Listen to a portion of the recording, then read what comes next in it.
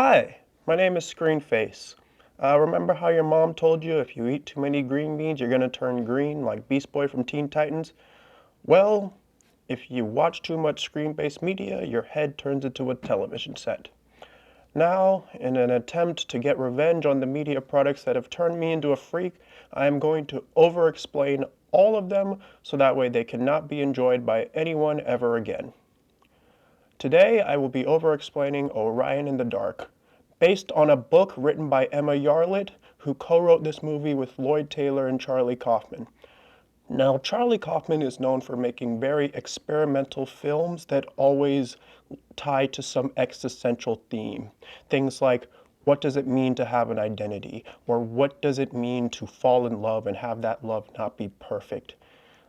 But he chose a kids movie to talk about the most existential topic of all. There have been some great entries into children's entertainment recently, not just in terms of animation, but also in terms of storytelling. Turning Red told a great story about breaking away from tradition and growing away from your parents, and it's honestly a story I really wish I had when I was going through puberty. Then there's The Sea Beast, which told a beautiful story about how some of the oldest traditions upheld by a culture can be cruel, immoral, and really dumb. And honestly, I'm really glad that kids' movies have moved beyond really basic subjects such as believe in yourself and being popular doesn't matter. The renaissance of animated stories that adults and kids can enjoy is just getting started. But Orion in the Dark decided to tackle something I never thought a kids' movie would dare talk about. Death anxiety. The realization that there's no way around it terrifies me. I try to imagine what death is like. I've concluded it's like nothing. I try to imagine nothing. This is black and silent, not nothing. Blackness and silence is something. Nothing is perhaps the one unimaginable thing. Okay, the movie is about being scared of the dark to a child, but the minute I saw that clip, I realized that Orion is lying when he said that his biggest fear is the dark. Staying up late, staring at the ceiling, thinking about what death might be like, is something I'm sure many people did, even as a child. And my fears about this came to their peak when I went on a trip to my local planetarium just like Orion did. And I will never forget the presentation that they decided to show us about the sun. You see, the sun is a star, and not some chill guy in sunglasses, an actual star. And one day that star will blow up the way all stars do in an implosion known as a supernova. And when the sun has a supernova, the explosion will blow up most of the galaxy, including Earth. And my elementary school brain could not take that news. And the science people tried to tell me, oh, it's not going to happen for a very long time. You'll be long dead. Well, Mr. Science Man, my own mortality does concern me, and I do lie awake at night thinking of death. But you just told me the entire world as we know it is doomed to die. All the beauty and wonder that this planet has grown is just going into oblivion. Not to mention every song, every movie, every TV show, every video game. Despite the fact that these products turned me into a freak with a TV for a head, I still love these pieces of media. And all of mankind's greatest art, our greatest inventions, our greatest philosophies will blow up in a fiery explosion, ceasing to exist for all time, leaving nothing but infinite black. And what freaked me out even more was that I grew up Christian, so I was under the assumption I was gonna watch all this go down from heaven. And I think this field trip was a big step on the road to me becoming an atheist in middle school, because what unimaginably cruel God would make the source of all life a time bomb for the source of all death, and force me to watch in heaven, devoid of my Game Boy and my innocence? The idea of my own impermanence after my death was scary, but the impermanence of the entire world just broke my mind. the same way Orion's mind is constantly broken by his multitude of fears. What if I end up having to sit next to Sally at the planetarium and our hands touch? I'll have a panic attack. It'll become a running joke around the school and I'll never know the joy of a meaningful human connection. Orion is told by his therapist he should write all his fears down in a journal, which I personally don't think is good advice. Like, a lot of people's therapists tell them that they should journal so that way you can parse your thoughts out and put them on paper. But I don't think you're supposed to tell someone what to write in their journal, especially not a numbered list of their worst fears. Also, the movie never explains this, but is the list ranked? Because the toilet thing would be my number one personally. Anyway, we are told by him that his biggest fear is the dark. But the dark's biggest fear is judgment from children. He shows up bearing a list of his haters. Orion is invited by the dark to go on an adventure to prove that the dark isn't so bad. Unsurprisingly, he originally rejects the offer out of fear. But then we see him ruminate on his day, and he has a fear kids watching this movie probably didn't recognize. But Orion, unfortunately, he's a smart kid, which means he gets a fear you normally only get as an adult. Fear of regret. Regretting all the moments he was too afraid to do what he wanted, he decides to take the dark's offer. However, 5 minutes into the trip he has to go back, understandably because the dark almost kills him. But since the darkness needs to continue out through the night, the adventure continues. Like always, Charlie Kaufman movie has to Charlie Kaufman. We cut to a scene and learn that this story is actually being told by an older Orion to his daughter Hypatia, who is also afraid of the dark and is also unfortunately really smart. You're telling me a story about how you overcame your fear of the dark to try and help me overcome my fear of the dark. But it's not gonna work. Fear of the dark is an evolutionary adaptation that people develop to protect themselves from nocturnal predators. We also meet other night entities. They all have really cute designs. I especially love Insomnia, not only because his section of the movie was the funniest, but his design is very disheveled, like someone experiencing insomnia. I also love that his eyes are like numbers, because one of the worst things about having insomnia is when you look at the clock. If anyone out there is experiencing insomnia, my suggestion is to put your phone on the other side of the room, and if you have an alarm clock, just throw it out, because you will automatically calculate how much time you have before work or school, and then that will stress you out even more, making it much harder to sleep. Oh, also, later in the movie, when we see him awaiting the sun, his eyes turn to zeros, representing he is no longer worried about time because the sun is up, which is usually the point where insomniacs begin to make coffee and drink lots of water because of what a night of no sleep does to your digestive system. We also learn about the light entity. Did someone say light? Or the sun. And the stakes, I guess? What if he freaks out and slows you down, and you-know-who finally catches up, and you get obliterated, and the concept of darkness ceases to exist, and the fabric of the universe is permanently and irreparably altered? Anyway, we watch Orion disrupt all the night entities' work until we get Sweet Dreams, played by the Queen of Wakanda herself, Angela Bassett. Sweet Dreams goes into people's dreams, she sees what's going on in their life, and she, makes a dream out of it. However, Orion specifically messes up this part of the movie because when you think of something in a dream, it just happens. It essentially works like Zool from Ghostbusters. If you think of something, it appears. Even if it's a monster, evil pickle, or a clown, anything you think of manifests itself right there. Orion accidentally thinks about his school bully and almost dies because if you die in a dream, you die in real life. But then...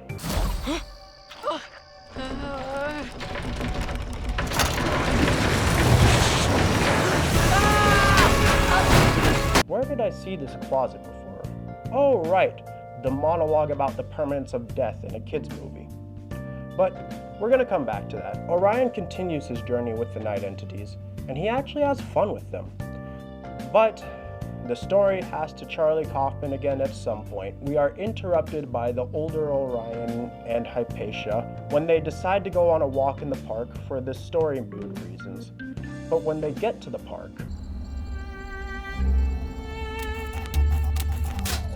You know what?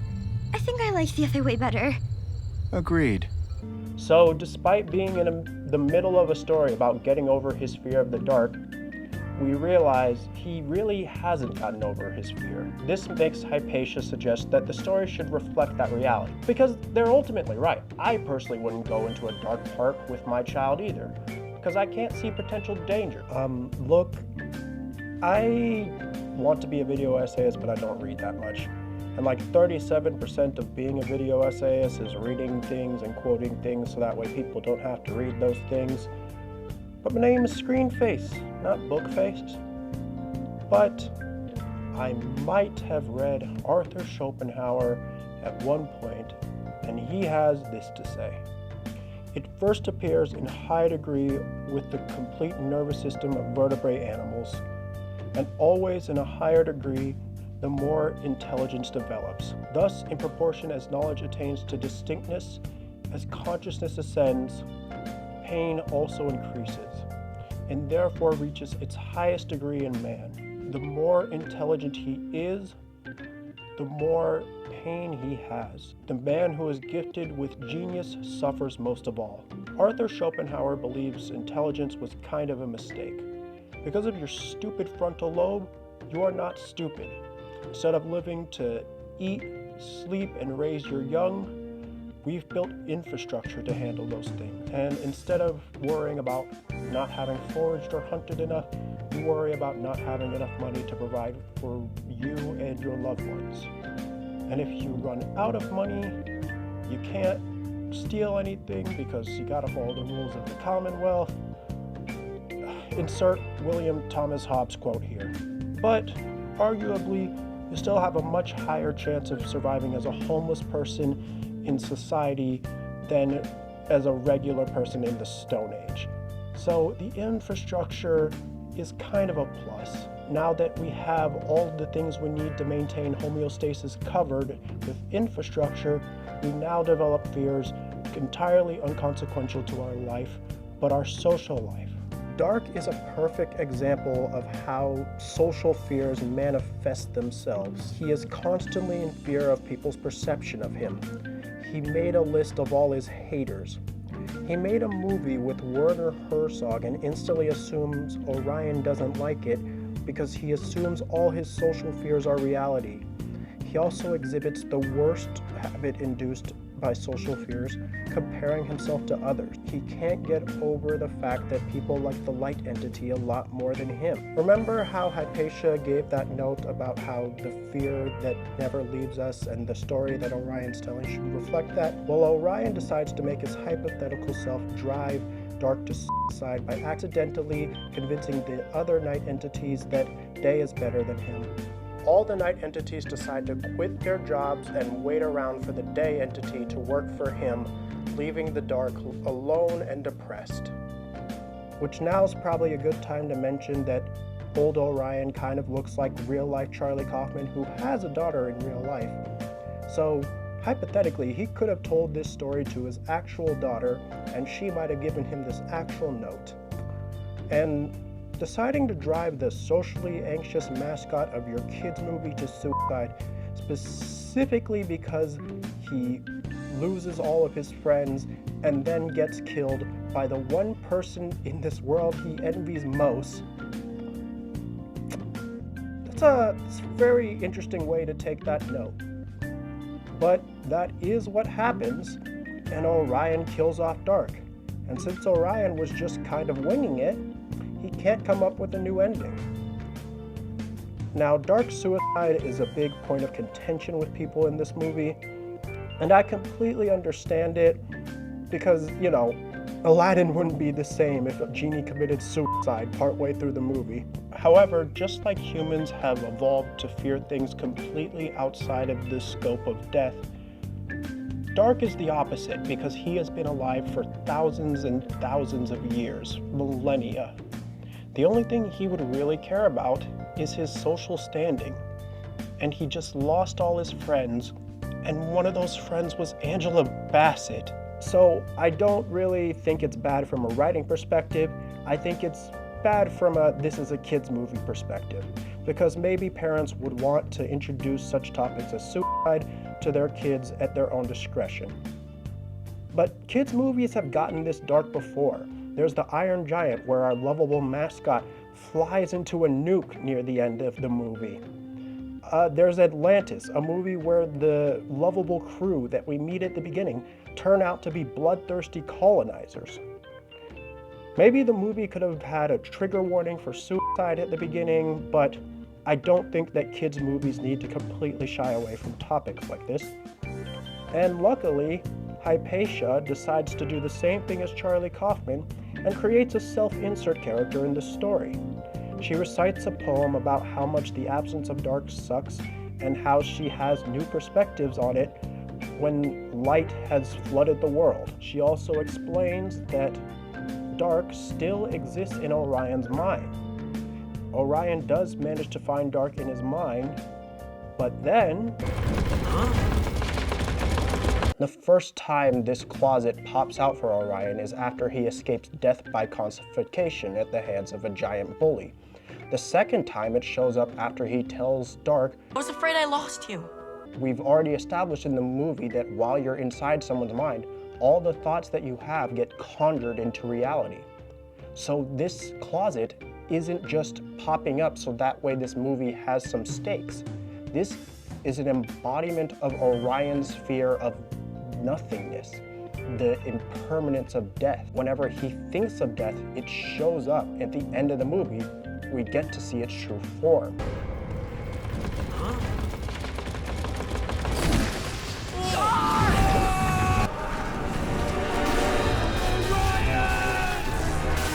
Making Orion's idea of impermanence manifest itself as a black hole is genius because of mankind's relationship to black holes.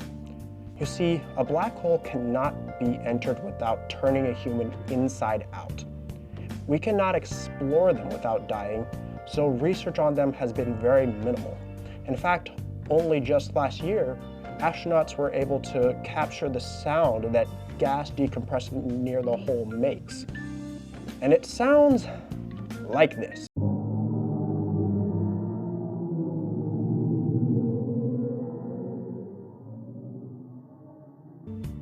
Doesn't that sound like a gazillion souls being tortured for all eternity? Like, what I'm saying is, a black hole is kind of like death in that it is something we can conceptualize and recognize when we see it, but we can't even fathom what it's like on the other side. And therefore, we fear it, because it is the unknown. It's a variable we cannot control. And also, you can't control when or how you die. I'm just gonna come out and say this in my first video, since religion is a very hot topic for people. I am agnostic. I have not met a religious person that has convinced me that God exists, and I have not met an atheist that has convinced me that God doesn't exist. If you are someone who is confident there is an afterlife of some sort, you don't really know the specifics of the afterlife. Christians are told that they will get a new body and praise the Lord's name until the day of the rapture. But apparently when you get to heaven, all you do is just praise the Lord forever, which, I mean, that sounds kind of boring, but are there any specifics? Can I watch movies in heaven? Can I watch Ferris Bueller's Day Off in heaven? Do I get kicked out of heaven if I watch Dogma? What about video games? Like, I know you probably can't play GTA 5 or Doom, but can I play Animal Crossing? Point is, it is still a big unknown, even if you are confident about what happens after you die. I understand why people dwell on it, because at the end of the day, like Dark and Orion, people are just anxious about their social standing because of fear of the haters. They are also scared of the legacy they will leave after death. I believe that part of the reason we have this whole culture of not speaking ill of the dead is because most people like to think that people will speak positively about them when they go. Every second we spend on this earth determines how people will answer that question about us. In the final act of the movie, Orion and Hypatia are returned home by Dark, but they have a problem. Hypatia is stuck in Orion's time without any way of getting her home. But then Tito, Orion's grandson and Hypatia's son, arrives in a time machine, revealing that an older Hypatia is telling the same story to a new generation of intelligent, dark-fearing children. I've heard people say that the realization that these characters, Dark, the night entities, are just characters in the story that Orion is telling, somehow makes this movie bad.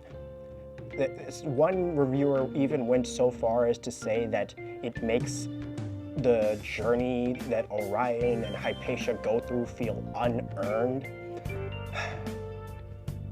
Yeah, it's really mad that the characters in this not real movie are not real in the context of the movie. And you know what? You're entitled to your opinions, but I really need to ask, did finding out that SpongeBob didn't actually live in a pineapple under the sea ruin SpongeBob for you? What about The Princess Bride? That's another story that is completely told from a book that exists in the universe of the movie. Does it feel unearned when they finally kiss at the end? This just seems like a very silly criticism coming from people who are adults that like kids' animation. Like, none of this is real. So, I don't know. You're entitled to your opinion, but I think your opinion's wrong. Just to give a little example, I saw The Iron Giant when I was really young. And watching this story about an atomic superweapon that didn't want to be a gun really influenced me. And I think it's part of the reason why I believe in pacifism now as an adult. And yeah, even though the Iron Giant isn't real, he had a real effect on my life and perspective. When I grew up and found out this movie was about the Cold War, a tumultuous time in America where people were just anxious that some idiot would press a red button dooming us all, it really put the movie into a different perspective. And I think that kids who watch Orion in the Dark are gonna grow up and realize that this movie is about death anxiety, and it's probably gonna make them have new perspectives on death. Oh, just in case you need any more proof this movie is about death anxiety, Dark is literally modeled to look like the Grim Reaper without his scythe. I think that Dark is real for Hypatia and Tito the same way the Iron Giant is real for me, because he had a real effect on my existence and my personality, the same way that I feel like Hypatia and Tito love Dark for being able to show them how to conquer their fear. Because your fears are a logical response to the negative possibilities that can happen to you. It's too often that we let our fear of the negatives prevent us from experiencing the positives. In the final scene of the movie, Orion and his wife enjoy the night sky together. And the movie fades out showing them sitting together at the planetarium, meaning that Orion did decide to go to that planetarium trip, but it wasn't because he went on a magical adventure. Because you don't need a magical adventure in order to conquer your fears. In fact, you don't even need to conquer your fears. But maybe being scared is just a part of life. I think you just need to feel the fear.